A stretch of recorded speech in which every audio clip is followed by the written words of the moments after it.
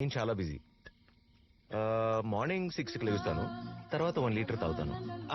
Water health.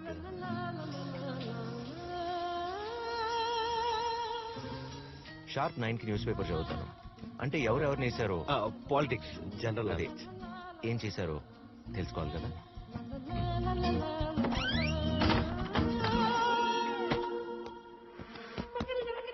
Then starts my work. తర్వాత as usual meetings. I push my work every day.